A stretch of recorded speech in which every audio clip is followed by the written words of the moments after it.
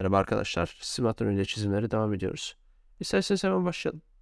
Öncelikle 22'ye 22'lik bir rectangle çiziyorum. Hemen ölçülerini gireceğim. Evet, yakınlaştırıp düzenliyorum ölçüleri.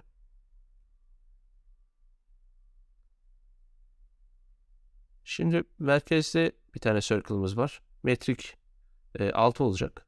Yani çapı 5.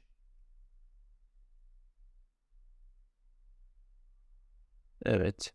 Onun hemen ölçülerini giriyorum. Tam merkeze hizalıyorum.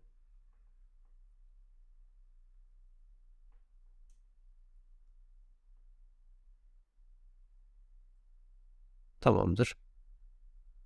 Şimdi e, metrik 5'lik 4 tane circle'ımız var ama öncesinde merkeze bağlı 16 çapında bir circle çizeceğiz.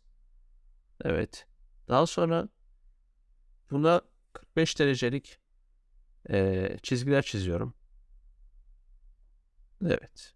Ve circle'la çizgilerin kesiştiği yere de 4 tane metrik 5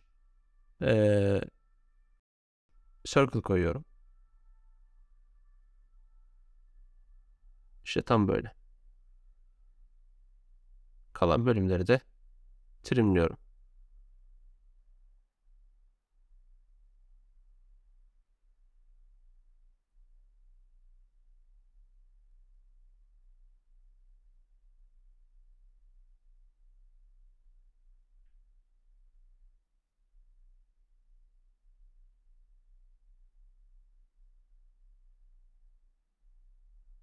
Ve tamam.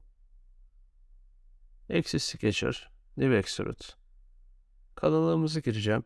Kalınlığımız 15. Tamam dedim. Şimdi köşelerde chamfer'ımız var. Onu veriyorum hemen.